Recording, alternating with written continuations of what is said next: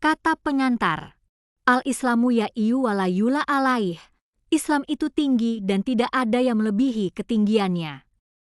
Pertanyaannya, lantas mengapa di masa sekarang kondisi umat Islam tertinggal oleh umat-umat yang lain? Apakah slogan di atas sudah tidak berlaku lagi? Ataukah ajaran Islam sudah tidak relevan lagi dengan perkembangan zaman? Jawabannya, slogan di atas masih tetap berlaku dan benar adanya. Demikian juga ajaran Islam masih tetap relevan dengan perkembangan zaman dan kemodernan. Kalaupun kondisi umat Islam saat ini kurang menggembirakan, letak permasalahannya adalah pada diri umat Islam itu sendiri, bukan pada Islamnya. Di satu sisi, kemaksiatan dan penyimpangan telah menggerogoti kewibawaan umat. Di sisi lainnya, sebagian umat yang ingin bangkit seringkali gagal dalam memahami ruh ajaran Islam. Gerakan Ikhwanul Muslimin yang didirikan oleh Hasan al-Banna di Mesir pada tahun 1928 mencoba memberikan jawaban bagi dua permasalahan tersebut. Melalui karya tulis maupun sepak terjangnya di lapangan dakwah, Hasan al-Banna berusaha memompa semangat kebangkitan umat sekaligus menampilkan contoh sebuah gerakan dakwah yang di samping benar dan lurus juga produktif dan efisien. Melalui metode tarbiyah yang digulirkannya, Islam menjadi demikian mudah dipahami. Ayat-ayat Al-Quran terasa demikian hidup di hadapan pembacanya. Semua ini tidak lain karena Hasan al-Banna mencoba mengembalikan pola pemahaman ajaran Islam kepada apa yang pernah dicontohkan oleh Rasulullah Shallallahu Alaihi Wasallam, disesuaikan dengan taraf pemahaman umat Islam di masa ini serta berbagai permasalahan yang melingkupi mereka. Ada banyak ulama, pakar manajemen, analis politik yang bertebaran di mana-mana, juga para ahli di bidang pendidikan. Tetapi umat di abad ini membutuhkan hadirnya sosok yang berpadu padanya kesemua itu. Dan Hasan al-Banna adalah salah satu representasi dari kebutuhan umat tersebut. Dia alim terhadap ilmu-ilmu keislaman, wawasannya luas, ahli ibadah, orator, pekerja sosial, juga seorang pemimpin jamaah yang menampilkan perpaduan berbagai teori kepemimpinan mutakhir. Di sisi lain, kita merasakan bahwa umat Islam kini membutuhkan sekali hadirnya sosok-sosok muslim ideal untuk mempelopori penegakan Islam di tengah-tengah mereka. Memang tidak dapat dipungkiri bahwa suara dakwah menggema di mana-mana. Namun sangat disayangkan bahwa di antara suara itu banyak pula yang sumbang. Antara satu dengan yang lainnya tidak saling membangun dan menyempurnakan. Bahkan ada kalanya satu suara kebenaran bergaung disusul dengan puluhan suara kedengkian. Seorang penyair Arab dengan sangat indah melukiskan, bila ada 1000 pembangun, satu yang meruntuhkan, cukuplah sudah. Bagaimana dengan satu pembangun, 1000 yang meruntuhkan? Dengan kata lain, belum banyak dijumpai lahirnya aktivitas dakwah yang terprogram dan terpadu dari satu konsep dakwah yang integral. Akibatnya, dinamika dakwah menjadi kurang memiliki greget pengaruh dan hilang kemampuannya untuk memproduk pribadi-pribadi ideal tadi. Apa keterkaitan buku ini dengan semua uraian di atas? Membina Angkatan Mujahid yang diterjemahkan dari judul asli Fi Afaqit Ta'alim adalah buku karya Said Hawa yang merupakan studi atas risalah Ta'alim yang ditulis oleh Hasan al-Banna. Risalah Ta'alim sendiri adalah risalah yang berisi beberapa pengarahan yang praktis dan ringkas yang ditujukan kepada para aktivis gerakan dakwah. Suatu risalah yang meskipun ringkas memiliki muatan pesan dan nilai yang demikian filosofis, integral dan mendalam, yang jika pesan-pesan itu ditanamkan di dada kaum muslimin ini, niscaya akan membuahkan suatu produk kepribadian yang islami dalam pengertian yang sesungguhnya. Sosok kepribadian yang khusyuk dalam beribadah, dinamis dan tulus dalam beraktivitas dakwah, dan senantiasa gelisah menyaksikan kemungkaran di sekitarnya. Suatu sosok kepribadian yang sekali lagi benar-benar dibutuhkan oleh umat di masa kini. Dari sinilah Said Hawa merasa perlu untuk menyusun penjelasannya. Dengan penjelasan ini, generasi penerus dakwah diharapkan tertuntun dan terbimbing untuk mendalami pesan-pesan Imam Syahid agar lebih mudah pula menyebarkannya kepada orang lain dan mengaktualisasikannya di tengah kehidupan bermasyarakat. Apalagi dengan hadirnya era reformasi ini yang mudah-mudahan dapat mengantarkan kita kepada lahirnya masyarakat madani. Setiap kita diharuskan mengokohkan eksistensi dirinya secara lebih nyata agar suara kebenaran dan keadilan lebih nyaring terdengar. Dalam buku ini, penulis memulai penjelasannya dengan membedah jati diri gerakan Jamaah Ikhwanul Muslimin itu sendiri, dengan harapan pembaca mempunyai kerangka persepsi yang sama untuk memasuki kajian risalah Ta'alim berikutnya. Demikianlah kurang lebih anatomi buku Membina Angkatan Mujahid yang ada di hadapan pembaca. Semoga kajian ini bisa memperkaya nuansa pemahaman kita terhadap Islam pada umumnya dan gerakan dakwah khususnya. Akhirnya, selamat membaca. Jakarta, Mei 1999. Abu Ridho. Pendahuluan. Banyak angkatan muda Islam yang tidak mengenal Hasan al-Banna dengan fikroh atau pemikiran dan dakwahnya. Padahal mereka seharusnya mengenal dan kita seharusnya mengenalkannya. Apalagi di tengah kaum muslimin saat ini tidak ada fikroh yang representatif. Jika mereka ingin mengambilnya sebagai titik tolak yang benar, kecuali milik Hasan al-Banna. Selain itu, banyak orang yang sengaja mengaburkan gambaran tentang Hasan al-Banna di tengah generasi muda Islam.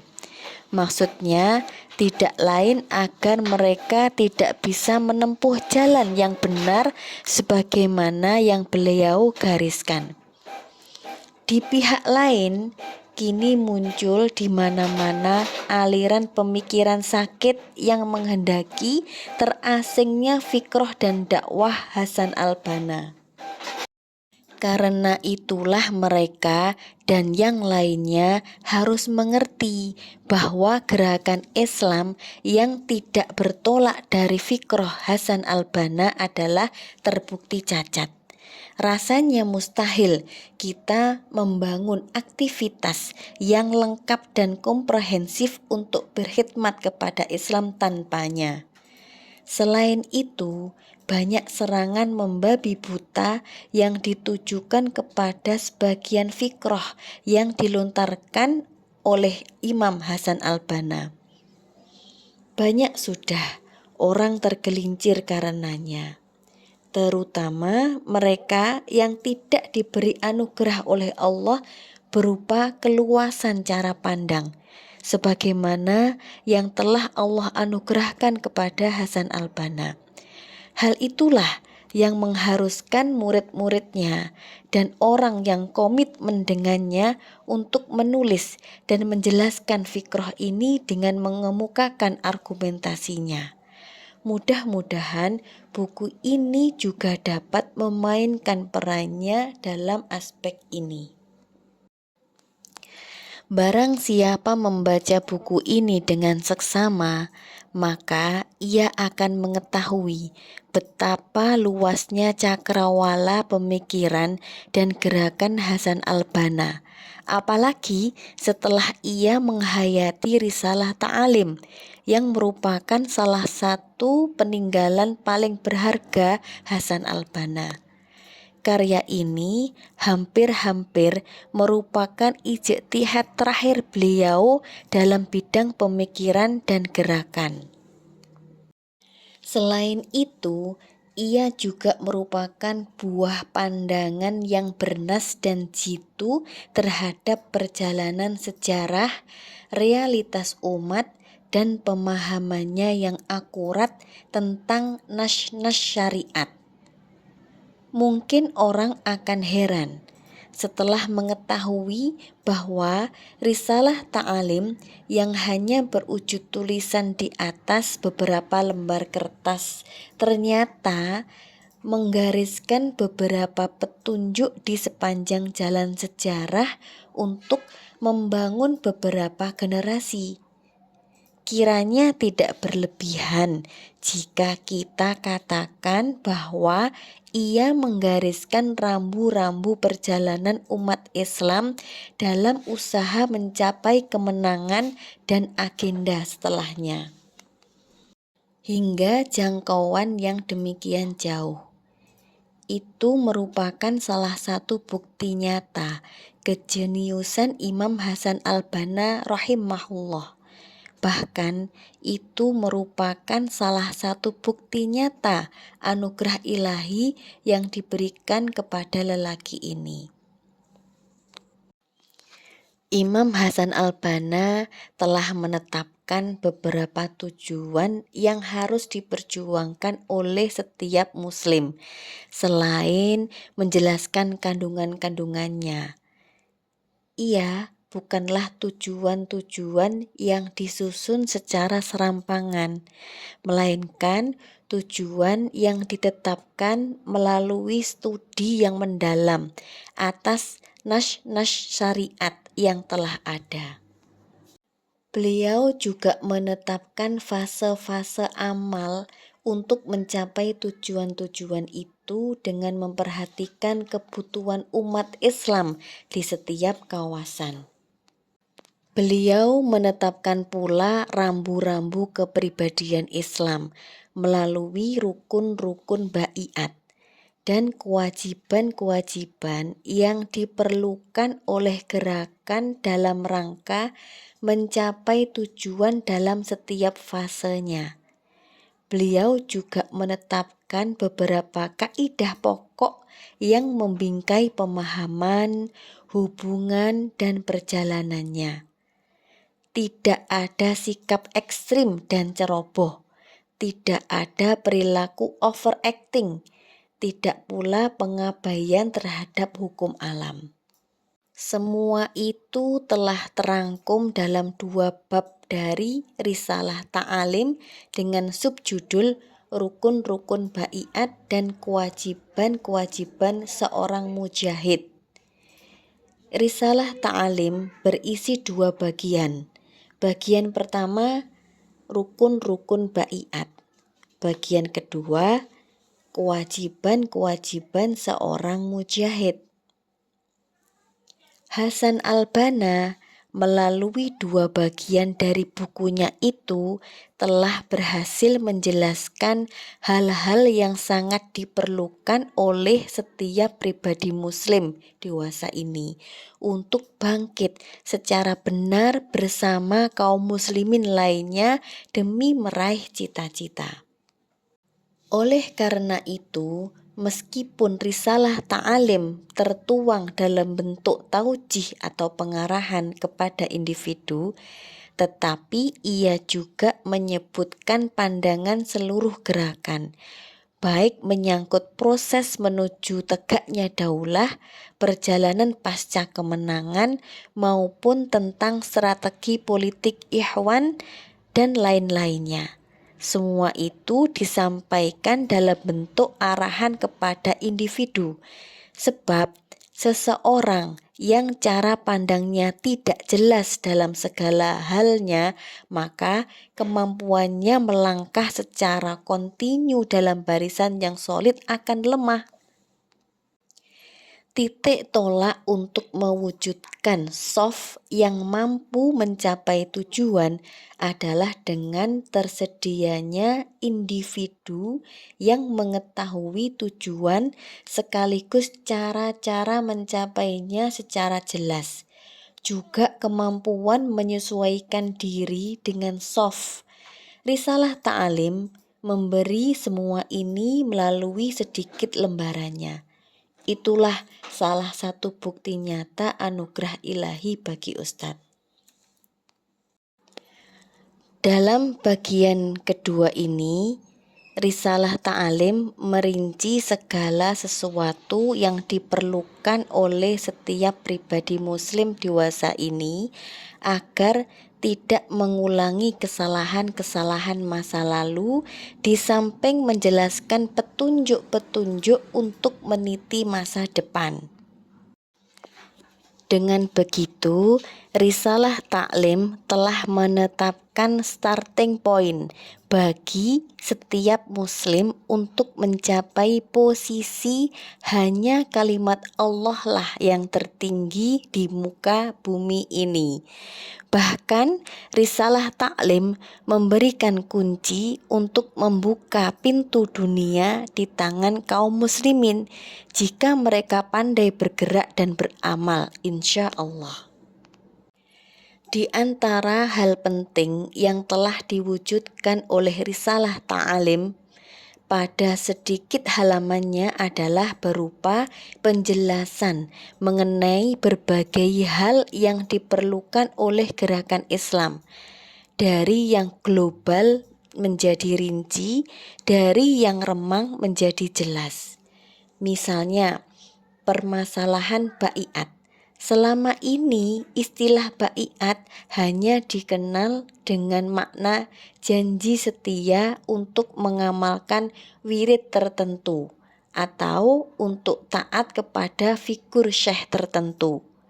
Risalah Ta'alim hadir dengan penjelasan tentang batasan-batasan baiat yang dibutuhkan dewasa ini, bahwa ia adalah 1.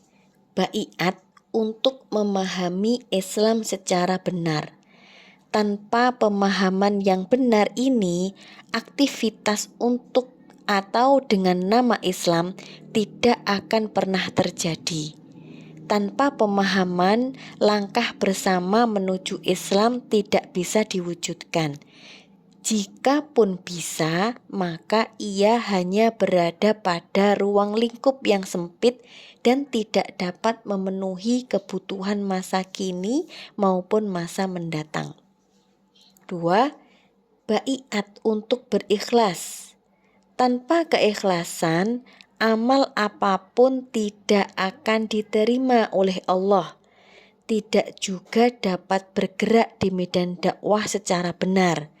Setelah itu, shaf pun akan terlibas tanpa bekas. 3. Baiat untuk beraktivitas. yang telah digariskan awal langkahnya dan telah jelas tujuannya, yang memulai dari diri sendiri dan berakhir dengan penguasaan Islam atas dunia seluruhnya. Ini merupakan kewajiban yang tidak seorang muslim pun terlepas darinya. 4. Baiat untuk melakukan jihad, yang banyak orang Islam lupa bahwa ia adalah neraca untuk menimbang iman. 5. Baiat untuk berkorban dengan segala yang dimiliki demi meraih tujuan suci dan surga Allah. 6. Baiat untuk taat sesuai dengan tingkatan kemampuannya. 7. Baiat untuk tegar menghadapi segala kondisi di setiap waktu. 8.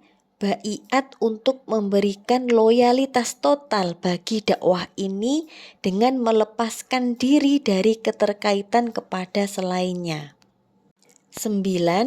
Baiat untuk berukhuwah sebagai titik tolak. 10. Baiat untuk thiqoh, memberikan kepercayaan kepada pemimpin dan shafnya.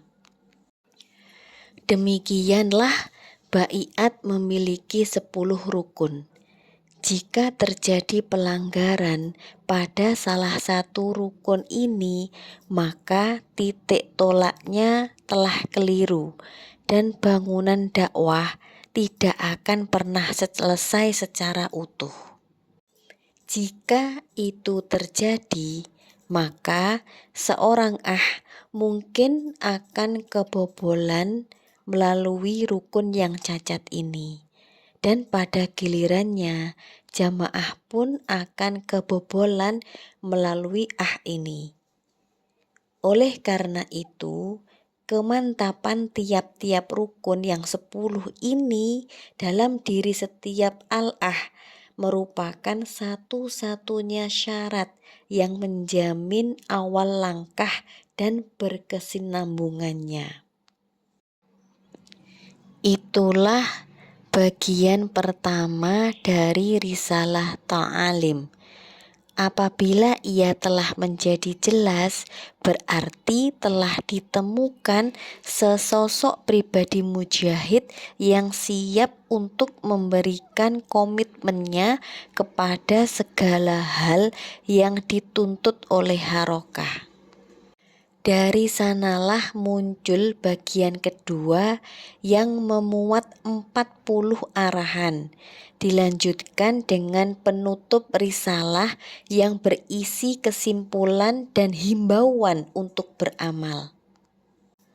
Dengan demikian, dalam risalah ini telah digariskan hal-hal yang diperlukan seorang dalam kedudukannya sebagai seorang muslim modern serta sang mujahid yang berkomitmen penuh kepada shaf dan pemimpinnya.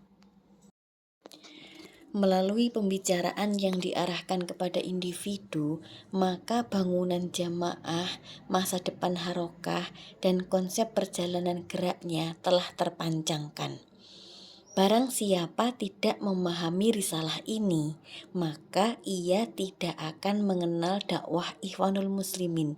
Barang siapa tidak berpegang teguh dengannya, maka ia bukanlah golongan Ikhwanul Muslimin, meskipun mengibarkan panjinya dan mendakwahkan diri dengannya. Risalah ta'alim terdiri atas muqaddimah, 2 bagian, yang telah disinggung di muka dan penutup. Memperhatikan risalah ini dari muqaddimah hingga penutup dapatlah dipahami bahwa risalah ta'alim bersifat praktis. Ia ditujukan secara khusus untuk golongan tertentu dari kalangan Ikhwanul Muslimin. Gagasan Ahsan al-Banna yang mengkhususkan pembicaraan untuk sekelompok tertentu ikhwan tidak dapat dianggap sebagai sesuatu yang aneh, sebab cara semacam ini merupakan cara yang dilakukan oleh Al-Quran dan sebagian dari sunnah Rasulullah SAW. Al-Quran telah berbicara secara khusus kepada Rasulullah Shallallahu Alaihi Wasallam, lalu kepada orang-orang yang beriman, dan di saat yang lain kepada golongan yang lain pula. Oleh karena itu, jika Imam Hasan al-Banna mengkhususkan pembicaraan kepada golongan tertentu di kalangan ikhwan, hal ini menunjukkan atas kearifannya.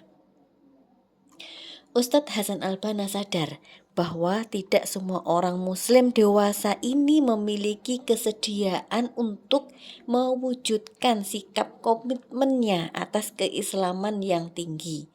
Beliau sadar bahwa Islam memerlukan suatu kelompok tertentu. Untuk tujuan itulah beliau membuat peringkat-peringkat keterikatannya kepada dakwah. Keanggotaan ikhwan memiliki beberapa peringkat, yakni ada muntasib, musaid, amil, mujahid, nakib, naib, dan lain-lainnya.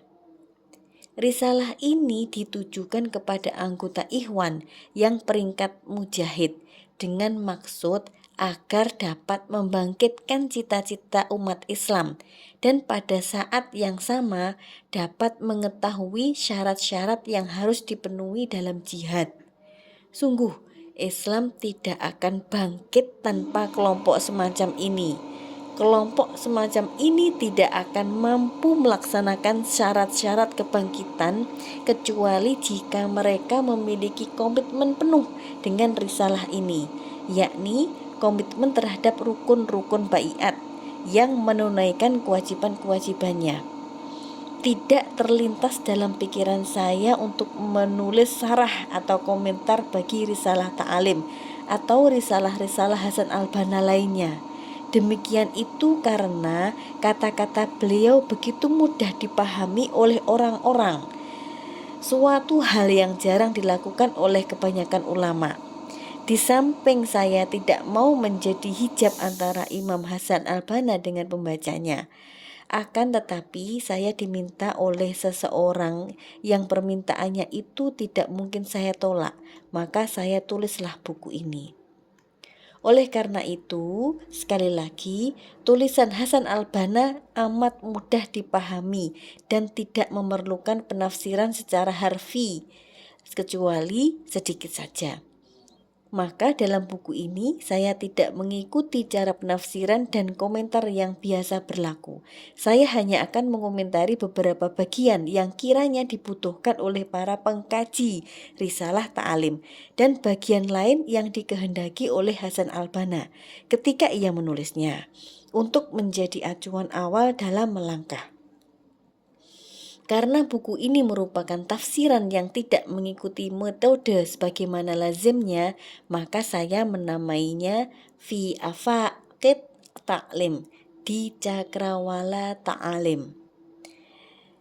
Saya tidak menurunkan tulisan Hasan al-Banna secara kata demi kata lalu mengomentarinya, meskipun hal itu kadang-kadang terjadi di beberapa tempat. Namun bukan itu metode yang saya pakai dalam menyuguhkan pembahasan risalah ta'alim kali ini. Metode penulisan. Secara kontekstual, risalah ta'alim mengungkapkan persoalan yang sangat mendasar, yaitu pribadi muslim modern, meliputi pilar-pilar pembentukan dan kewajiban-kewajibannya. Risalah ta'alim menyebutkan pilar-pilar itu melalui penjelasan 10 rukun bai'ah, dan selanjutnya diuraikan kewajiban-kewajiban yang harus ditunaikan melalui pembicaraan pilar-pilar pembangunan kepribadian Islam dan kewajiban-kewajibannya ini. Beliau menyebutkan juga tujuan-tujuan yang harus diwujudkan, selain juga menyebutkan fase-fase dakwah. Dalam pembahasan ini, saya akan menguraikan tentang tujuan berbagai sarana yang diperlukan, kemudian disusul dengan fase-fase dakwah, pilar-pilar pembinaan kepribadian Islam, dan kewajiban-kewajibannya. Pembahasan ini saya lakukan dengan komentar terhadap tulisan Hasan al-Banna dalam risalah ta'alimnya. Keempat, bab ini merupakan intisari pembahasan risalah ta'alim.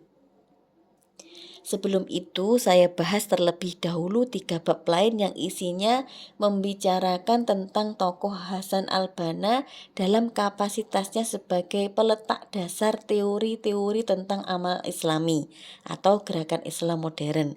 Kemudian tentang kunci-kunci untuk memahami dakwahnya. Dan setelah itu, pembicaraan tentang tanggung jawab besar dalam dakwah ini.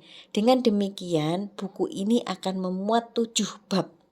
Agar risalah ta'lim dapat menduduki posisinya dalam kerangka umum dakwah Ikhwanul Muslimin, maka saya tuliskan pula bab ke-8 dengan subjudul pasal-pasal pelengkap yang disusul dengan kata-kata penutup di bab ke-9 sebagai bab terakhir. Kedudukan buku ini dalam seri Filbina. Buku pertama dalam seri Filbina ialah Jundullah, Thaqafatan wal Akhlaqon, Tentara Allah, Wawasan dan Moral. Buku ini sebagai pelajaran pertama dimaksudkan agar setiap muslim membangun kepribadiannya dengan itu. Sedangkan seri kedua berjudul Min ajli khutwatin ilal amam ala thoriqil jihad al-mubarak, menuju masa depan dengan jihad Islam. Buku ini dimaksudkan agar setiap muslim menempuh jalan yang benar untuk meraih cita-cita. Lalu disusul dengan buku ketiga dengan judul Al-Madkhal ila Da'awatil Ikhwan al-Muslimin, pengantar memahami dakwah Ikhwanul Muslimin. Dengan buku ini diharapkan kaum muslimin mengetahui bahwa jalan dakwah kontemporer pada jamaah Ikhwanul Muslimin. Oleh karena penyelewengan di bidang ilmu pengetahuan merupakan bahaya besar yang dihadapi kaum muslimin dewasa ini. Maka sebagai peringatan kami tulis seri yang keempat dengan judul Jaulah fil Fiqhoin Al-Kabir wal Akbar, menelusuri 2 fikih besar dan terbesar. Maksud kami ialah agar kaum muslimin tidak tergelincir di tengah jalan peradaban. Oleh karena pemenuhan kebutuhan rohani merupakan satu-satunya jalan untuk menghindarkan orang tergelincir dari jalan normal, maka buku kelima disusun dengan judul Tarbiyatur Ruhiyah, pendidikan rohani. Karena risalah ta'lim ini juga memuat batasan-batasan global bagi tujuan dakwah, gerakan menuju ke sana, dan ciri kepribadian yang dapat mewujudkannya. Maka lahirlah buku ini. Hanya saja risalah ta'lim pada dasarnya merupakan sebuah risalah yang pembahasannya menitik beratkan pada aspek takwiniyah atau pembentukan terhadap individu secara komprehensif agar segala sesuatu menjadi jelas baginya.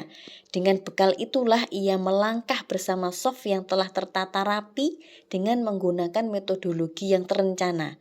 Ini menuntut ditulisnya sebuah buku yang berbicara tentang perencanaan dan penataan. Untuk itulah buku seri ke-7 akan ditulis dengan judul Durus fit Takhtid wat Tanzim, studi tentang perencanaan dan pengorganisasian. Berikut ini kita mulai kajian buku ini. Hanya kepada Allah lah kita mengharap taufik dan pertolongan. Bab 1. Hasan al-Banna, peletak teori gerakan Islam kontemporer. Jika suatu fatwa dinilai berdasarkan tempat, masa, dan ulama yang memberi fatwa, demikian halnya dengan teori gerakan Islam kontemporer. Ia harus dipertimbangkan berdasarkan tempat, masa, dan kapabilitas peletaknya. Jika tidak semua orang patut memberi fatwa, demikian halnya dengan teori gerakan Islam kontemporer. Tidak semua orang layak memfatwakannya. Kenyataan menunjukkan bahwa tidak seorang pun manusia masa kini yang memiliki sejumlah sifat sebagaimana yang dimiliki oleh Hasan al-Banna. Oleh karenanya, tidak berlebihan kiranya apabila dikatakan bahwa dialah satu-satunya orang yang patut merumuskan teori gerakan Islam kontemporer ini. Ini harus kita pahami sebagai hal yang aksiomatik. Meskipun demikian, hal ini bukan berarti menyematkan sifat kemaksuman kepada Hasan al-Banna. Juga pengabaian faktor waktu, tempat, dan tuntutan fase dakwah ketika itu. Apa yang dikemukakan di atas adalah satu hal, sedangkan sikap setiap muslim yang berhak merombak bangunan dakwah yang didirikan oleh Hasan al-Banna sebagaimana jamaah berhak mengambil jarak dari cara pandang Hasan al-Banna adalah hal yang lain. Studi secara mendalam disertai dengan kepercayaan penuh berdampingan dengan keputusan jamaah bersama institusinya. Itulah satu-satunya cara yang dapat dilakukan guna menilai pandangan dan teori yang dikemukakan oleh Hasan al-Banna dengan jujur. Ide paling berbahaya yang suatu ketika pernah dilontarkan adalah anggapan yang mengatakan tentang adanya pertentangan antara prinsip Sayyid Qutb dengan prinsip Hasan al-Banna. Seolah-olah terdapat dua cara berpikir yang saling bertentangan atau saling menafikan. Sebenarnya, apa yang dikemukakan oleh Sayyid Qutb merupakan kelengkapan dari apa yang dikemukakan oleh Hasan al-Banna, bukan sesuatu yang bertentangan. Dengan kata lain, Sayyid Qutb telah menggali lebih dalam lagi ide-ide dasar yang dikemukakan oleh Hasan al-Banna dan membentangkannya lebih luas. Hasan al-Banna itulah al-Banna sang pembangun. Sebagian orang yang beranggapan tentang adanya pertentangan antara keduanya kadangkala sampai menganggap Sayyid Qutb sebagai imam dalam bidang fikih dan tauhid serta sebagai mufti dalam segala bidang. Padahal ia sendiri tidak bermaksud demikian dan tidak pernah menempatkan dirinya pada posisi itu. Kita mengatakan hal ini karena kita menyadari tentang sejauh mana ketidakadilan yang dilakukan oleh banyak orang terhadap pustaka peninggalan Sayyid Qutb. Oleh karenanya, yang penting kini adalah bagaimana menempatkan sesuatu pada proporsinya dan menjauhi sikap ekstrim dengan meletakkan sesuatu bukan pada tempatnya, baik menyangkut suatu gagasan maupun pribadi tertentu. Bagaimanapun, Hasan al-Banna tetaplah sang peletak dasar teori gerakan Islam. Dialah yang telah mengemukakan gagasan yang aplikatif dan dapat diterima oleh setiap muslim dari awal sampai akhirnya.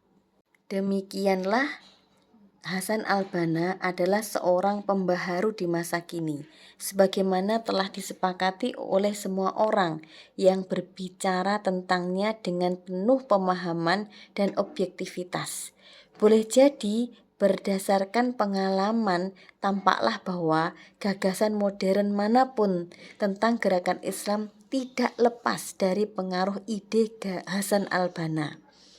Fikroh Hasan al-Banna adalah fikroh yang syamil, komprehensif, yang memenuhi seluruh kebutuhan kita, sekalipun pernah ada persoalan. Namun hal itu tidak sampai keluar dari prinsip fikroh di perjalanan dakwahnya. Dari semua itu, jelaslah bahwa Hasan al-Banna dengan segala produktivitasnya yang dihasilkannya adalah salah satu personil jamaah pada suatu masa tertentu yang lalu menebarkan benih dan memeliharanya. Tidak seorang pun di kalangan murid-muridnya yang menulis, memberi pengarahan atau bersikap melainkan Hasan al-Banna ikut berperan di sana.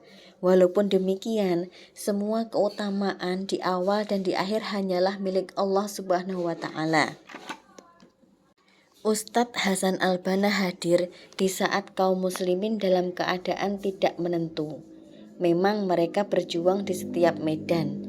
Mereka mempersembahkan pengorbanan yang banyak dan telah banyak pula jatuh korban. Namun sangat disayangkan, hasil perjuangannya tidak sesuai dengan tuntutan zaman. Barang siapa melakukan kajian terhadap sejarah perjuangan kaum muslimin di masa kini, mulai dari perjuangan Syekh Sayyid Ali Al-Kurdi di Turki, perjuangan Izzuddin Al-Qassam di Palestina, sampai perjuangan umat Islam di India dan Pakistan, maka ia akan mendapati banyak kekurangan di sana-sini, sehingga tidak dapat memenuhi tuntutan zaman untuk meraih kemenangan Islam secara menyeluruh dan sempurna. Sementara kita melihat bahwa kata-kata Hasan al-Banna mengandung gagasan yang dapat memenuhi kebutuhan masa kini dan dapat pula mengantarkan kepada kemenangan Islam secara total dengan izin Allah. Lihatlah sahabat-sahabat Hasan al-Banna dan generasi penerusnya. Mereka terus melanjutkan perjuangannya sekalipun harus berhadapan dengan tantangan yang berat. Kekuatan dan soliditas mereka terus bertambah dengan izin Allah. Barang siapa mengamati realitas kaum muslimin kini, niscaya ia akan mendapati bahwa kapanpun dan dimanapun ide Hasan al-Banna hadir, di situ muncul dinamika Islam dan kaum muslimin. Sebaliknya, pada ketiadaannya, kita akan menyaksikan mentalitas yang hina dan tunduk pasrah pada kekuatan internasional yang kafir, di samping kekuatan regional yang zalim. Pembaca sejarah umat ini suatu ketika akan menyaksikan di lembaran dokumen-dokumen bahwa sisa kehidupan umat ini akan dipresentasikan oleh dakwah Hasan al-Banna dan murid-muridnya. Perjalanan baru umat ini akan dimulai dan bermula dari Hasan al-Banna. Beliau rahimahullah dalam perjalanan dakwahnya telah berhasil memadukan antara hukum-hukum syariat dengan tuntutan zaman, antara cita-cita melangit seorang muslim dengan pandangan realitas di lapangan, antara kesempurnaan tarbiyah dan taklim dengan tatanan dan aktivitas politik serta ekonomi, dan lain-lain hal yang memenuhi hajat kaum muslimin dewasa ini. Ia berhasil meletakkan berbagai hal tadi, sekaligus membersihkan benda-benda warisan Islam dari berbagai noda dan kotoran yang menempel padanya. Kita tak mau lagi pergi menjauh dari jalan yang ditempuh oleh Ustadz Hasan al-Banna, sebab sikap ini akan menjauhkan kita dari langkah-langkah yang benar untuk menegakkan Islam di zaman sekarang. Semestinya kita tidak mudah terkecoh oleh fenomena lahiriah dan tidak boleh tergesa-gesa membuat analisa terhadapnya. Substansi berbagai peristiwa tidak boleh lewat dari perhatian kita. Perbedaan tajam yang pernah terjadi antara fikroh Hasan al-Banna dan realitas di lapangan Ikhwanul Muslimin di beberapa wilayah menjadi faktor penyebab timbulnya berbagai kegelisahan dan munculnya berbagai friksi di tubuh jamaah pada suatu masa ketika itu. Untuk itu, kita tetap mendukung dan menghidupkan terus fikroh Hasan al-Banna ini serta menyempurnakan kekurangan-kekurangannya dan berjalan di bawah naungannya. Dengan karunia Allah, ia memang memiliki banyak unsur kesempurnaan dalam bidang pemikiran gerakan. Marilah kita amati kata-kata yang pernah diucapkan olehnya sehubungan dengan tarbiyah yang merupakan sebagian dari alam pemikirannya. Pendidikan dan pembinaan umat memperjuangkan prinsip-prinsip nilai, dan pencapaian cita-cita sesungguhnya merupakan partisipasi seluruh umat, atau paling tidak sekelompok dari mereka, yakni yang memperjuangkan tegaknya kekuatan jiwa yang besar yang dimanifestasikan dalam bentuk tekad yang kuat dan tegar, kesetiaan yang utuh, bersih dari sikap lemah dan munafik, pengorbanan yang suci yang tidak diperdayakan oleh sifat tamak dan bakhil. Selain itu juga mengetahui, meyakini, dan menjunjung tinggi prinsip yang menjamin terpeliharanya diri dari kesalahan, penyelewengan, bujuk rayu, dan tipu daya. Apakah engkau menjumpai kata-kata selain ini yang patut dijadikan sebagai acuan dalam menegakkan amal Islami di masa kini? Apakah engkau melihat bahwa kata-kata ini patut diabaikan, kecuali oleh orang yang bodoh akan substansi persoalan?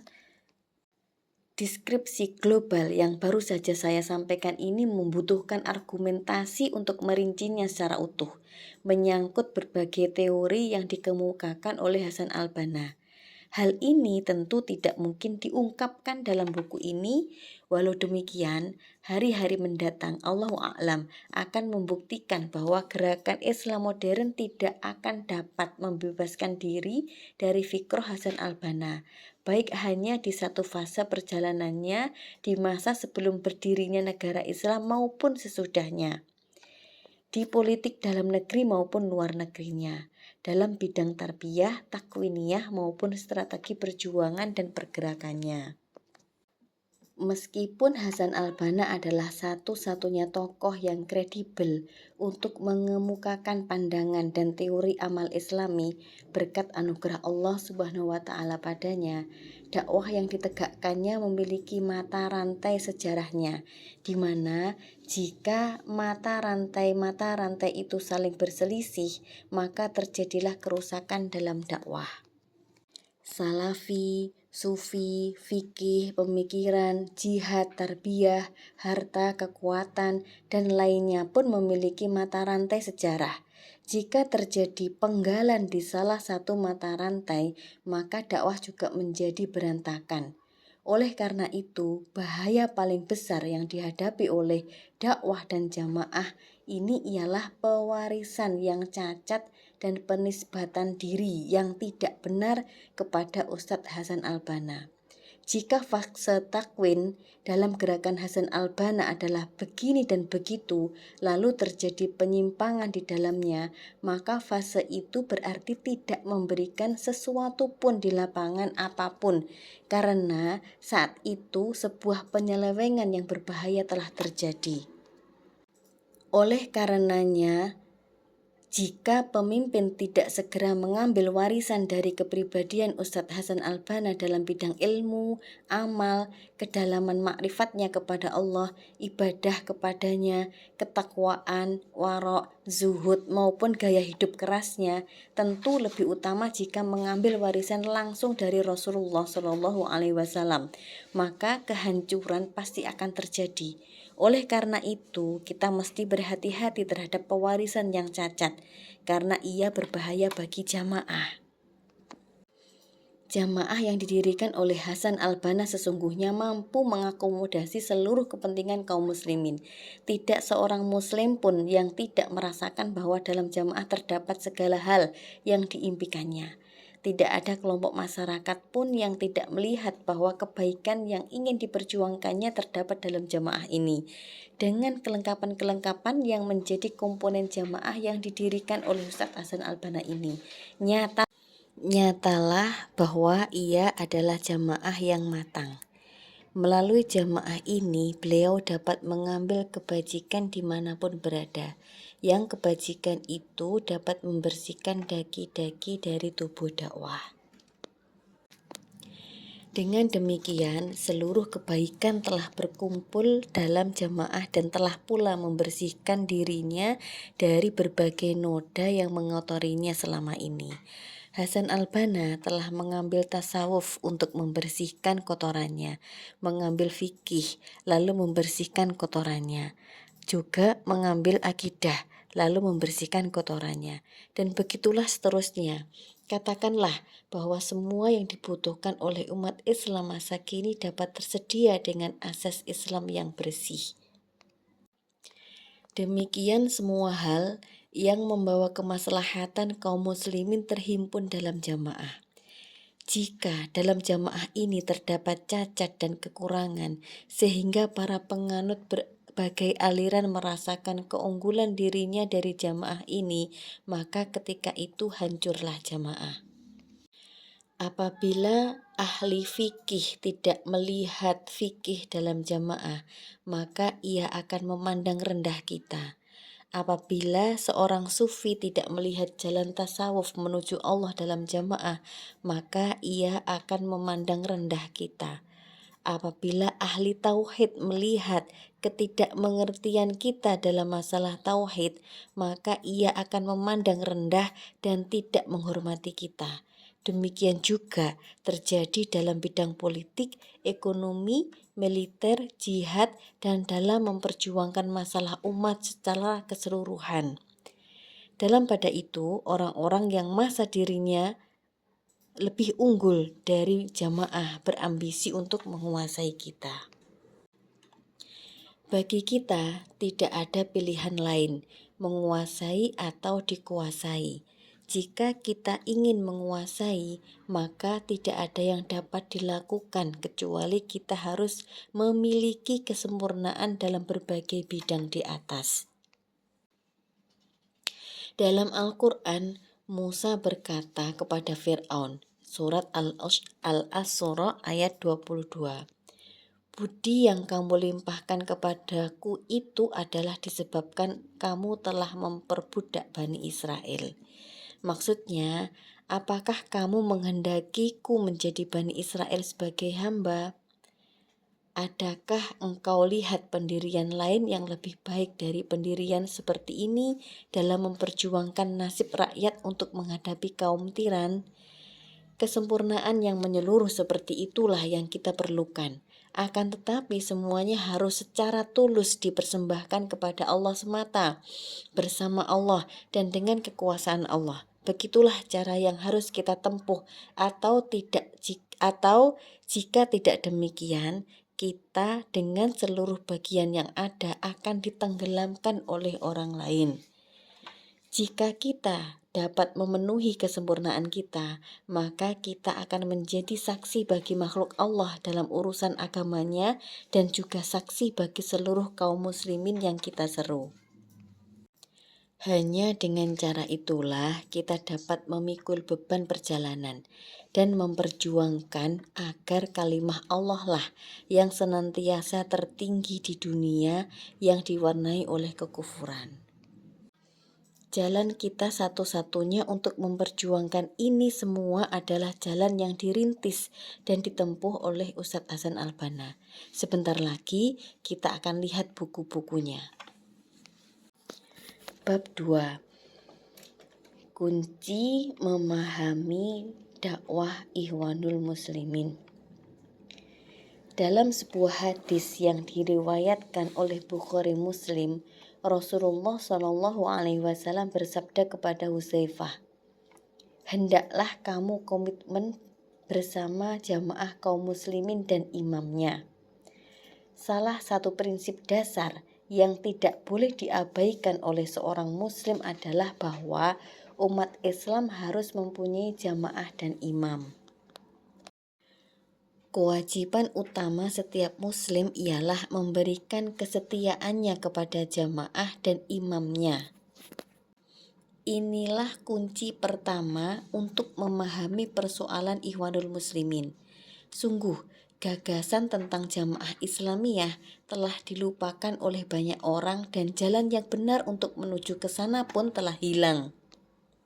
Maka Allah Subhanahu wa Ta'ala menganugerahkan nikmatnya kepada Imam Hasan Al-Banna untuk meretas jalan yang sempurna menuju terwujudnya jamaah dan imamah, berlandaskan seberbagai faktor yang dibutuhkan untuk tujuan tersebut dan tindakan nyata untuk mencapainya. Memang suatu jamaah baru bisa dikatakan sebagai jamaah Islamiyah apabila ia telah memenuhi beberapa syarat, meliputi kepahaman dan kesadaran terhadap jamaah itu, serta kesucian pemimpinnya. Untuk masa sekarang, agaknya hanya Ikhwanul Muslimin lah yang telah memenuhi syarat-syarat itu. Mengapa demikian? Karena jamaah Islamiyah adalah jamaah yang mempunyai pemimpin yang lurus, yang lahir dari rahim shaf yang lurus pula, dan dibidani oleh sistem syura yang islami. Jamaatul Muslimin hanyalah jamaah yang memiliki ciri-ciri keislaman sejati tanpa tambahan sifat lainnya. Ia selalu bersikap kritis, mengembangkan dan mempelopori kebaikan di bawah naungan sifat-sifat itu. Jamaatul Muslimin adalah jamaah yang aktif menegakkan Islam secara total dalam lingkup individu, keluarga, bangsa, dan dunia seluruhnya. Jamaatul Muslimin adalah jamaah yang memahami Islam dengan baik dan komitmen penuh kepadanya dengan mengikuti cara-cara yang telah dipraktekkan oleh Rasulullah SAW dan para sahabatnya. Ini merupakan sifat yang senantiasa harus melekat di tubuh umat Islam. Demikianlah teks-teks syariat menegaskan. Oleh karena itu, Jamaatul Muslimin pada hakikatnya merupakan mata rantai sejarah umat Islam sepanjang zaman yang menghubungkan perjalanan akidah, syariah maupun sistem hidup seluruhnya. Demikian juga yang terjadi pada Jamaah Ikhwanul Muslimin. Dalam risalah Al-Madkhal disebutkan tentang syarat-syarat di atas sebagai syarat yang memungkinkan sebuah jamaah patut disebut Jamaatul Muslimin dan bahwa syarat-syarat itu telah terpenuhi dalam Jamaah Ikhwanul Muslimin. Inilah kunci pertama untuk memahami Ikhwanul Muslimin dan dakwahnya. Oleh karena telah menjadi kewajiban umat Islam untuk tidak memberikan ketaatan kepada selain Jamaatul Muslimin, maka mereka harus berkiblat pada jamaah yang telah mewakili wujud Jamaatul Muslimin. Hal itu agar kesetiaan seorang muslim tidak tersia-sia atau karena sebab-sebab tertentu diberikan kepada selain orang-orang Islam yang memiliki komitmen. Oleh karena menegakkan hukum Islam merupakan kewajiban bagi setiap muslim, maka hal itu menuntut adanya sebuah jamaah yang bekerja untuk memperjuangkannya. Karena hukum Islam tidak akan terlaksana kecuali dengan adanya jamaah. Sementara Ikhwanul Muslimin telah bekerja untuk mewujudkan tujuan-tujuan tersebut, maka hal ini menunjukkan bahwa keberadaan dan tegaknya Ikhwanul Muslimin merupakan salah satu tuntutan yang harus diperjuangkan. Ini kunci kedua untuk memahami Ikhwanul Muslimin dan dakwahnya. Bersamaan dengan itu harus ada suatu aksi yang dapat mengubah pribadi seorang muslim dari tanpa tanggung jawab menuju setia padanya, dari ketidakacuhan kepada Islam menjadi setia kepadanya, dari kebodohan terhadap Islam menjadi paham tentangnya, dari lalai menjadi ingat dan sadar. Aksi yang beragam ini jelas menuntut terwujudnya jamaah Islamiyah. Semua ini telah dirintis oleh tangan Ustadz Hasan Al-Banna rahimahullah atas dasar taufik dari Allah Subhanahu wa taala. Keberadaan Ikhwanul Muslimin sesungguhnya menuntut pembaharuan Islam, baik di bidang ilmu, amal maupun realitasnya. Kelangsungannya di sisi lain juga membangkitkan permusuhan kepada Islam. Atas dasar itulah demi Islam, wujud dan kelangsungannya harus lahir gerakan yang dapat mewujudkan cita-cita Islam. Semua itu merupakan kewajiban yang telah ditetapkan oleh Allah Subhanahu wa taala. Orang-orang muslim yang sering bertanya, "Untuk apa Ikhwanul Muslimin?" hendaklah bertanya, apa yang akan terjadi tanpa Ikhwanul Muslimin? Bahkan para ulama Islam yang memiliki perhatian terhadap perjuangan Islam dewasa ini sering hanya disibukkan dengan sebagiannya saja. Sering pula terjadi di mana mereka tidak paham betul akan tuntutan kebutuhan masa kini. Mereka kemudian menjauhkan berbagai peristiwa dari Islam. Jika kita memahami permasalahan ini, berarti kita telah mengetahui satu kunci lagi untuk memahami Ikhwanul Muslimin dan dakwahnya. Dakwah Ikhwan merupakan simbol bagi berkibarnya panji politik Islam di banyak wilayah Islam. Tanpa dakwah Ikhwan itu, panji politik Islam tetaplah merana. Ketahuilah bahwa di setiap wilayah Islam berdiri suatu gerakan yang mengibarkan bendera politik selain Islam. Ada bendera nasionalisme, bendera humanisme, bendera komunisme, bendera sosialisme, dan lain-lain. Semua bendera ini ternyata dapat menarik banyak kelompok kaum muslimin. Sedangkan bendera politik Islam tiada seorang pun yang mengibarkannya. Adalah sesuatu yang dimaklumi bahwa Islam adalah agama yang menyeluruh dan merupakan sistem hidup yang lengkap.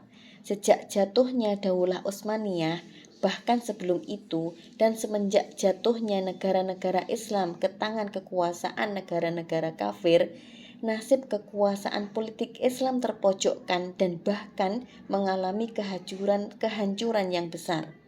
Oleh karena itu, harus ada pihak yang mengibarkan kembali panji-panji perjuangan untuk menegakkan sistem politik Islam. Dan Ikhwan telah melakukannya. Ini kunci yang lain untuk memahami Ikhwanul Muslimin dan dakwahnya. Dari paparan di atas, kita mengetahui bahwa bergerak bersama Ikhwanul Muslimin merupakan keharusan bagi setiap muslim zaman ini untuk menegakkan berbagai kewajiban meskipun dia mempunyai aliran Islam sendiri. Mengapa demikian? Karena untuk mewujudkan tujuan-tujuan Islam diperlukan amal jama'i, kerja kolektif. Ada fikih dakwah yang sesuai dengan tuntutan zaman. Ada fikih Islam tentang bagaimana melawan berbagai bentuk kekufuran masa lalu maupun masa kini. Ada kegiatan pemantauan terhadap berbagai kejadian yang menimpa umat Islam di berbagai wilayah. Ada tuntutan sikap sehari-hari sebagai konsekuensi dari konflik harian demi tegaknya Islam.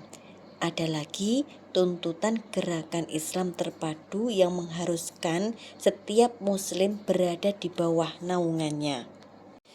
Ada juga aksi politis Islam yang semuanya mengharuskan setiap muslim bergerak bersama jamaatul muslimin.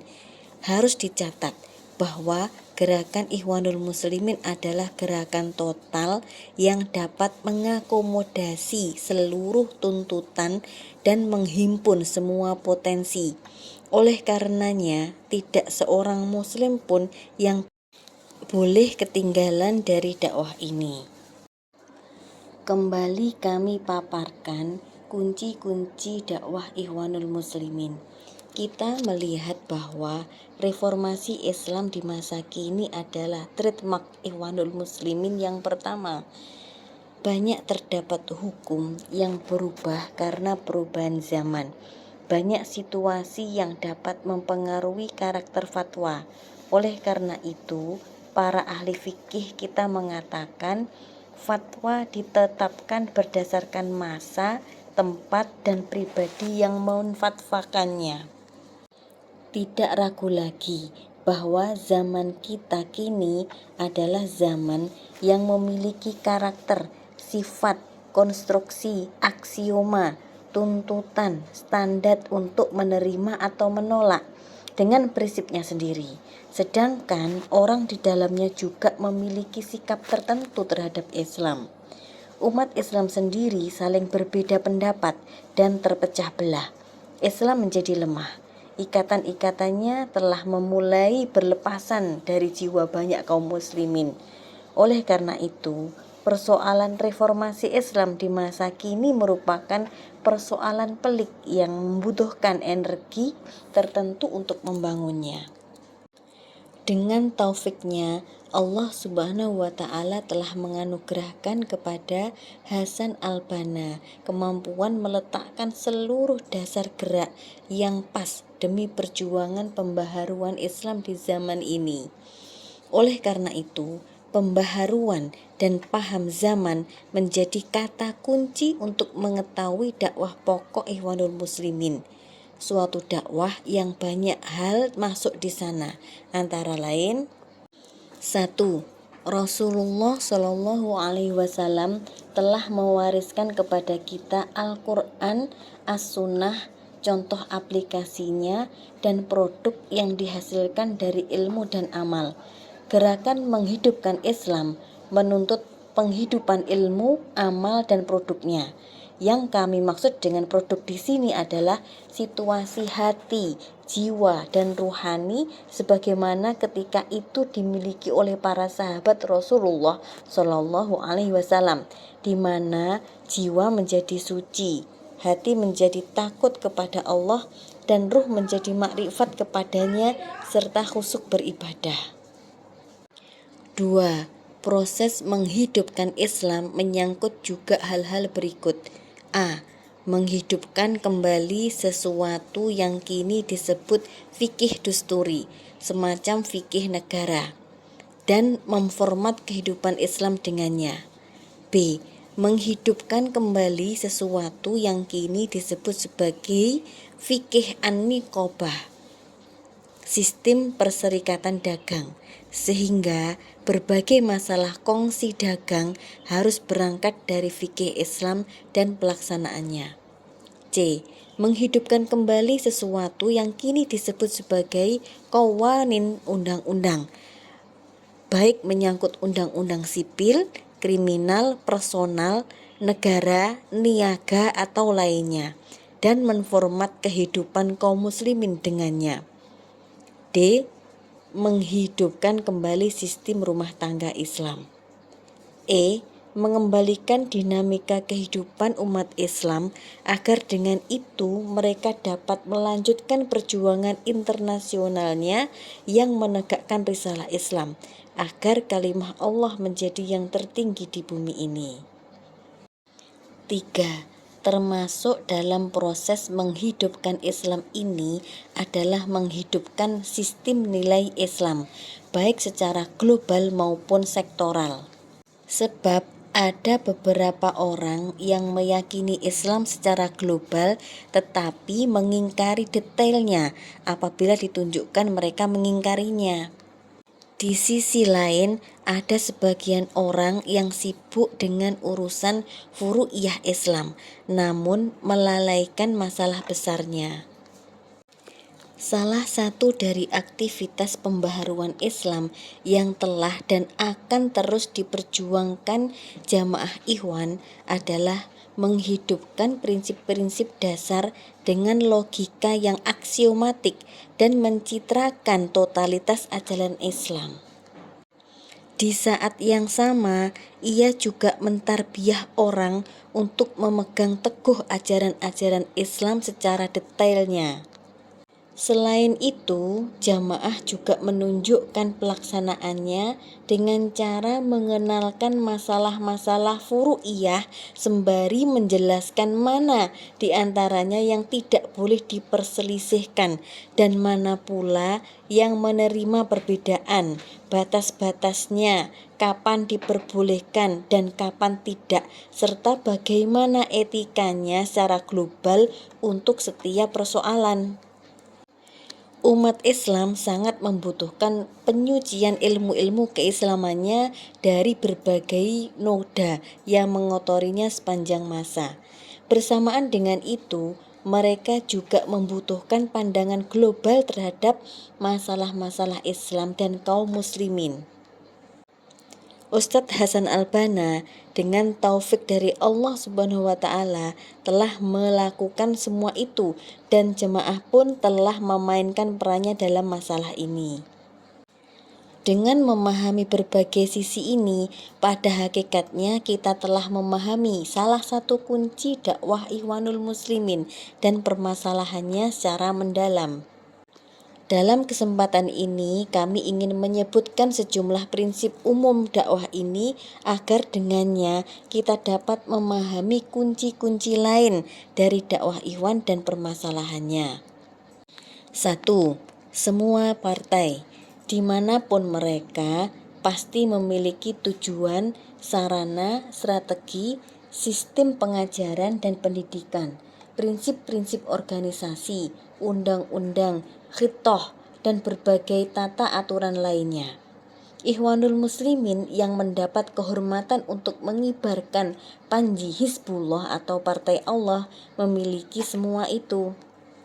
Hanya saja yang membedakan antara Ikhwan dengan partai-partai politik lainnya adalah bahwa Ikhwan adalah Muslim.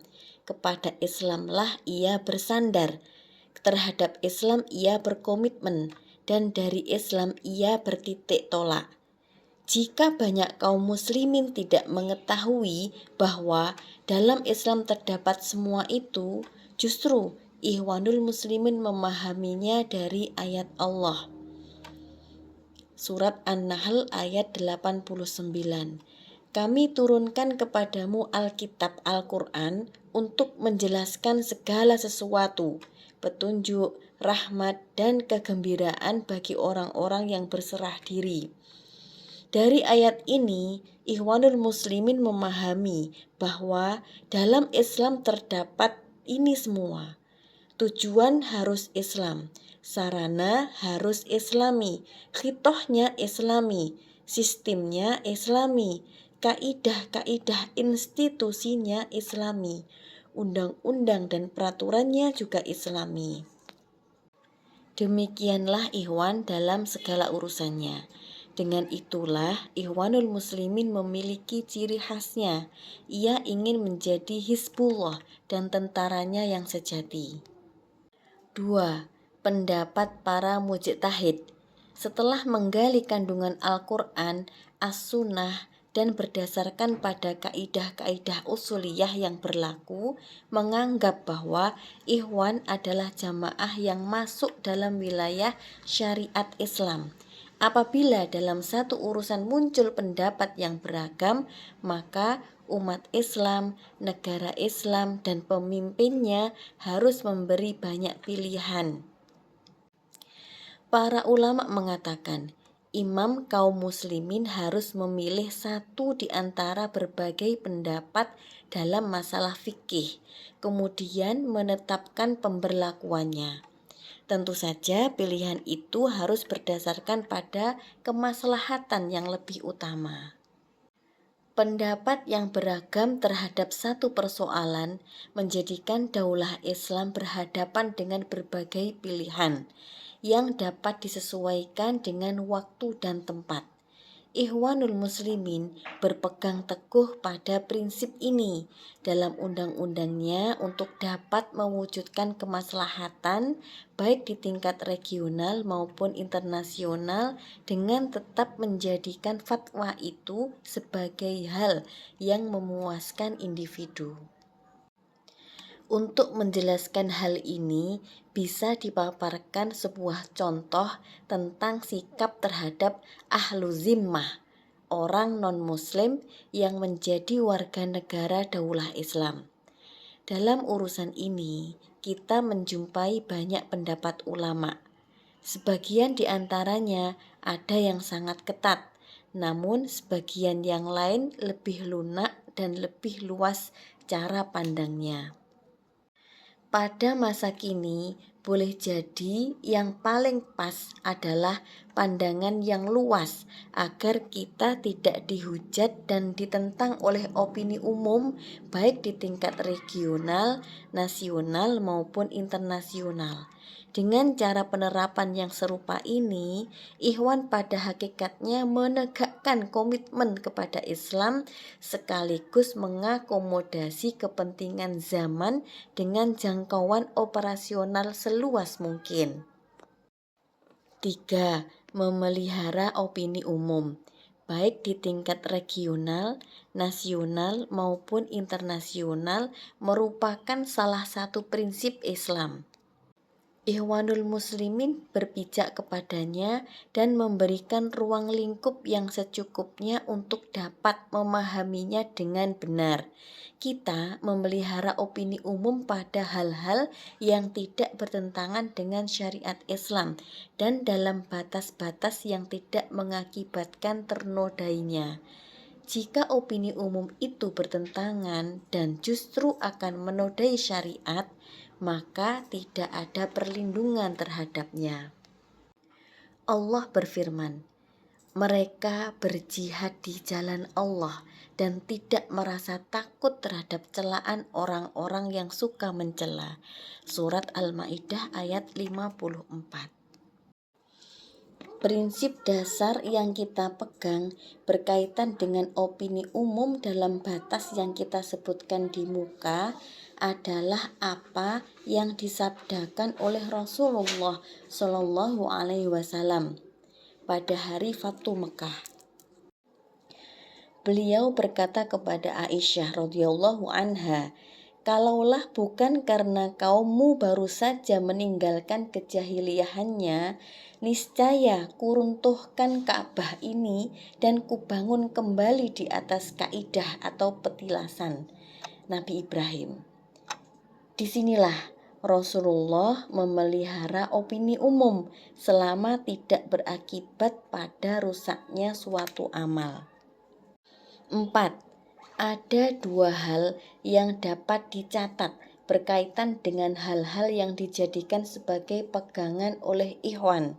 Pertama, ia harus dibenarkan oleh syariat. Kedua, ia harus sebanding dengan senjata musuh dan dapat mencapai tujuan. Penelitian harus dihadapi dengan penelitian, institusi harus dihadapi dengan institusi, penerbitan harus dihadapi dengan penerbitan, dan slogan pun harus dihadapi dengan slogan. Tujuan-tujuan regional memerlukan sarana-sarana yang sesuai dengannya. Demikian pula dengan tujuan internasional. Ia pun membutuhkan sarana-sarana yang pas dengan apa yang ingin dicapainya. Semua itu harus dilihat dalam perspektif ajaran Islam.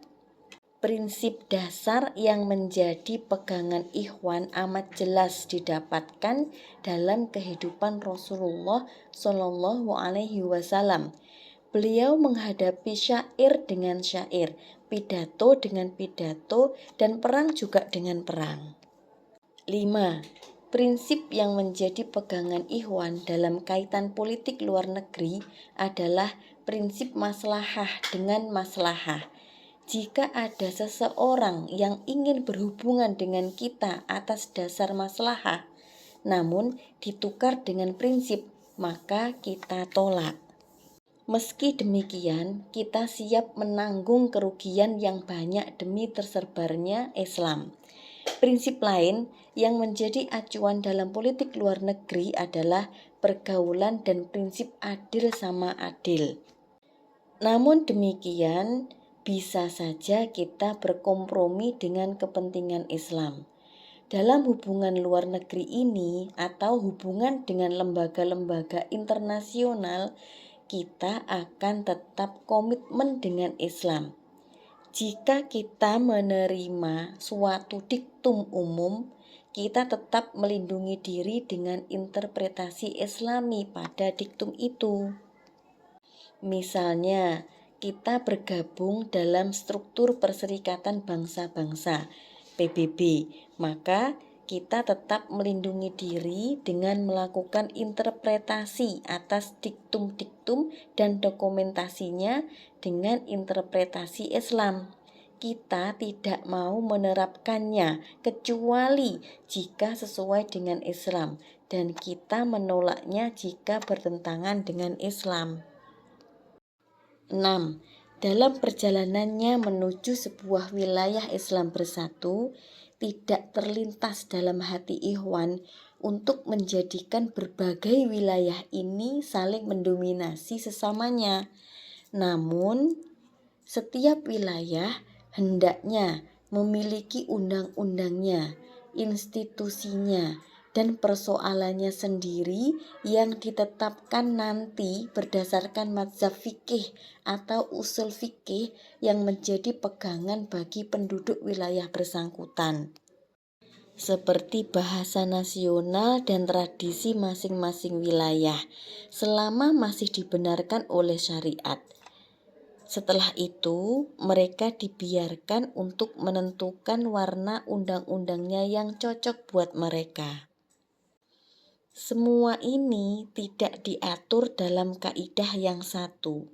Namun demikian, semua wilayah pemerintahan Islam harus tunduk kepada kekuasaan Amirul Mukminin dan seluruh perangkat pemerintah pusat dalam perspektif undang-undang yang berlaku. Ketujuh, dalam Islam ada hukum yang dapat berubah mengikuti perubahan masa. Akan tetapi, perubahan ini terikat dengan kaidah-kaidah perubahan dalam perspektif Islam itu sendiri. Oleh karena itu, Ikhwanul Muslimin ingin agar semua ini menjadi jelas dan ingin menjelaskannya kepada semua orang. Masa kini, perjalanan kaum muslimin menuju sebuah pemerintahan Islam yang satu mengajarkan bahwa kaum muslimin di berbagai negara tidak mungkin dapat diatur dengan sistem tunggal. Oleh karena itu, setiap negara harus mempunyai sistem, khitoh, dan pemimpinnya sendiri. Setiap pemimpin harus memiliki inisiatif dan rencana sendiri yang sesuai dengan wilayahnya. Koordinasi dan pengawasan dari pusat harus dilakukan. Untuk mengatur semua itu, harus ada sistem sentralisasi untuk urusan global dan desentralisasi untuk urusan detailnya. Sebagai prinsip umum, pemimpin pusat harus memberi, membantu, memperkuat, dan membimbing pemimpin di daerah tanpa harus menyia-nyiakan potensinya.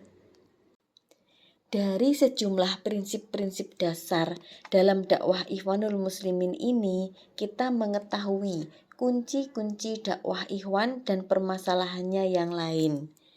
Berikut ini beberapa penjelasan tambahan tentang kunci dakwah Ikhwan, tetapi kami ingin mengkhususkan beberapa hal pada bab tersendiri untuk menegaskannya. Dalam penutup bab ini akan disebutkan beberapa hal yang sepantasnya kita ketahui sebagai anggota Ikhwanul Muslimin. Pertama, kita hendaknya memahami permasalahan dakwah kita. Ini di satu sisi.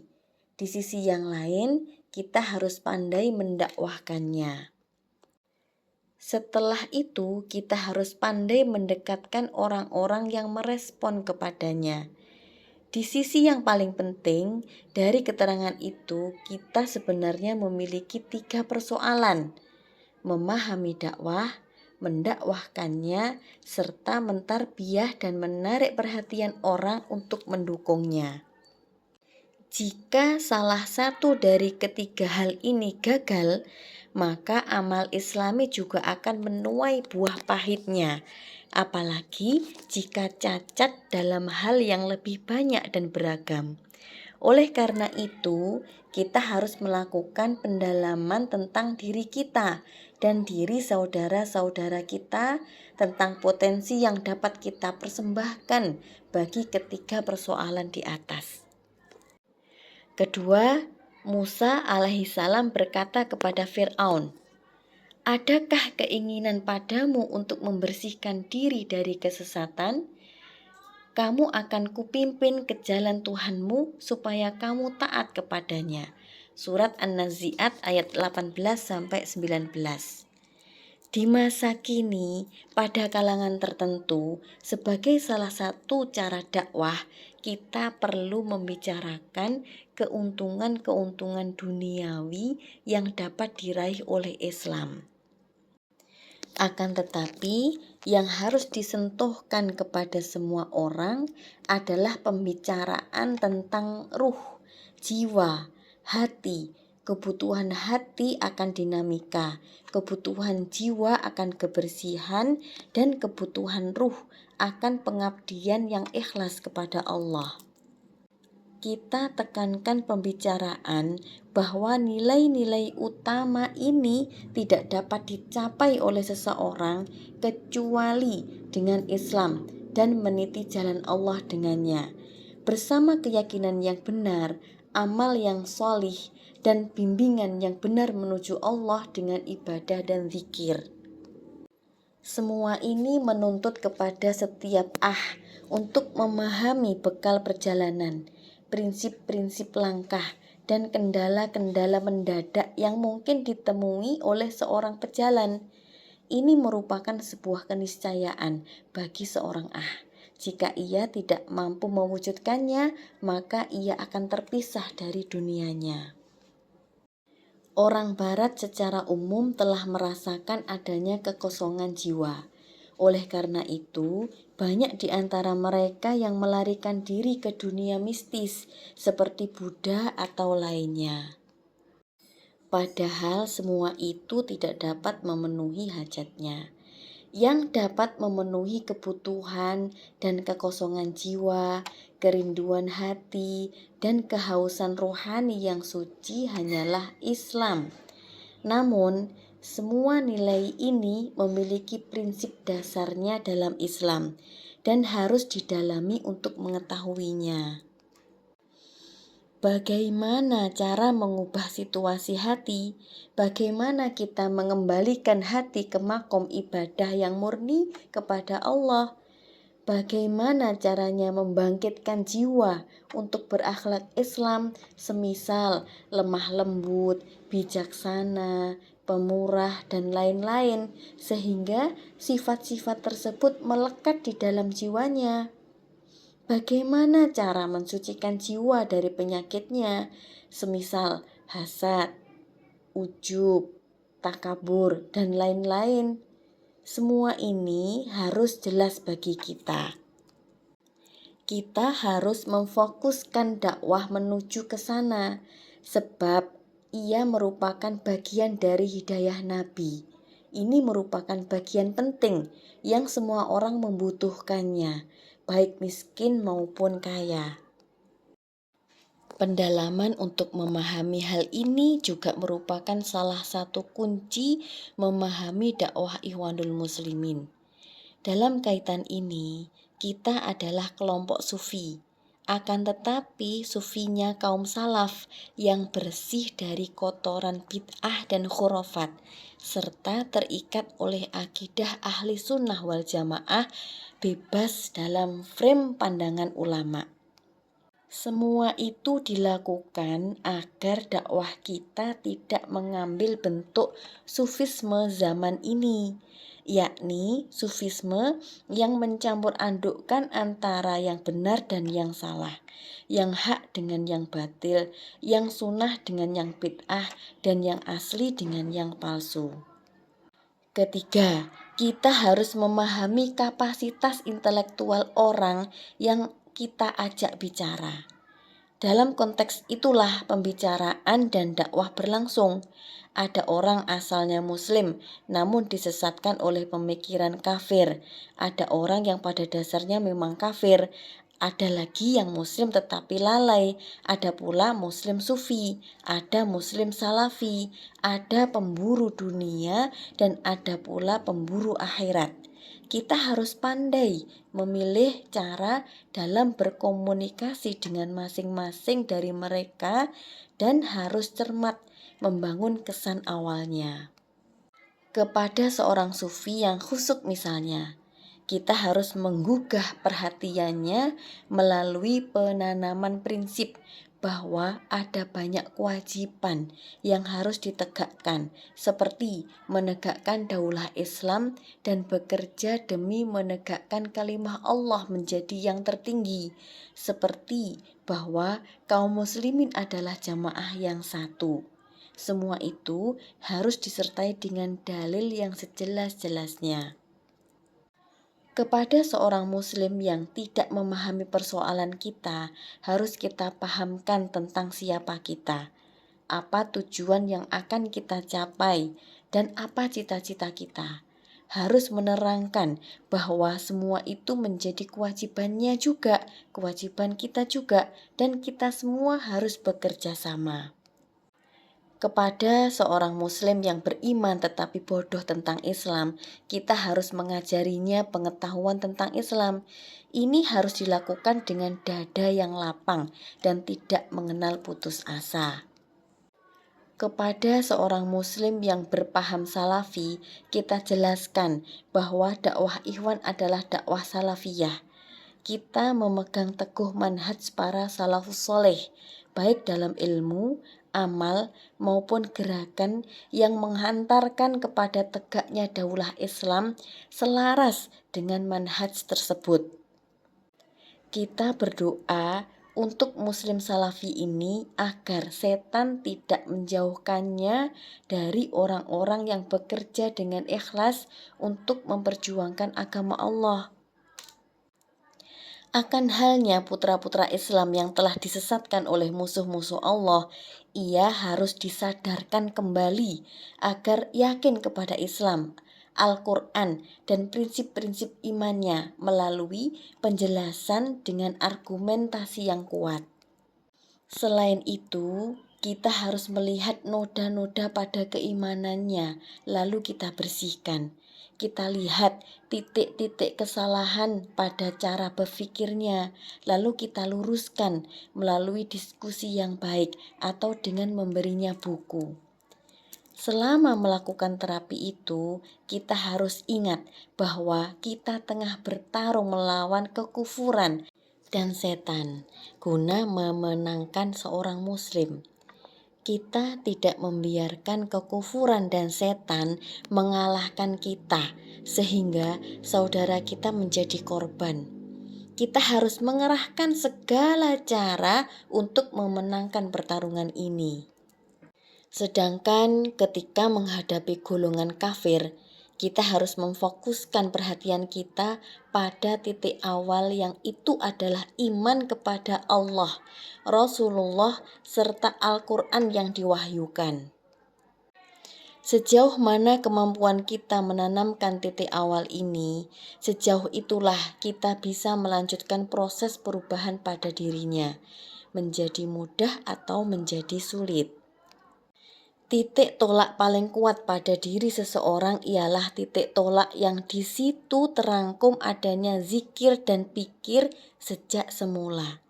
Jika kita mampu membuat seseorang yang menjadikan sebagian waktunya untuk berzikir dan sebagian yang lainnya untuk berpikir, merenungkan segala sesuatu secara terarah, berarti hal itu telah dekat pada kesempurnaan. Dalam menafsirkan firman Allah, ketahuilah olehmu bahwa sesungguhnya Allah menghidupkan bumi setelah mati. Surat Al-Hadid ayat 17. Zarin yang meriwayatkan dari Ibnu Abbas berkata, yakni melembutkan hati setelah selama ini keras, hingga dia menjadikannya bersifat rendah hati. Allah menghidupkan hati yang telah mati dengan ilmu dan hikmah. Coba kita perhatikan kata-kata Ibnu Abbas. Dia menghidupkan hati yang telah mati dengan ilmu dan hikmah. Sesungguhnya sepanjang kita masih mau menyampaikan ilmu dan hikmah kepada umat manusia dan mereka masih mau mendengarkannya, maka harapan bahwa hatinya dapat hidup itu masih besar.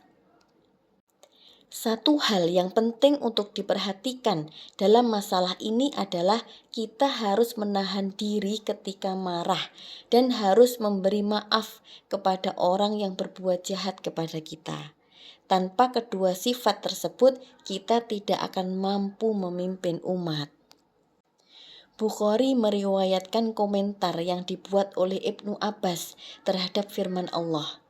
Tolaklah perbuatan buruk mereka dengan yang lebih baik, dengan mengatakan sabar ketika marah dan memberi maaf ketika orang berlaku jahat.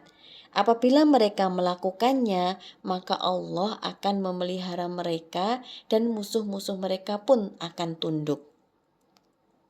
Inilah ringkasan sebagian dari kunci untuk memahami Ikhwanul Muslimin dan dakwahnya, serta masalah-masalah besar yang dihadapi. Dikemukakannya bahwa hal ini sebagai pengantar untuk memahami secara lebih dalam terhadap risalah ta'lim agar kita mengetahui kedudukannya dalam dakwah ikhwan dan pentingnya dalam amal islami masa kini.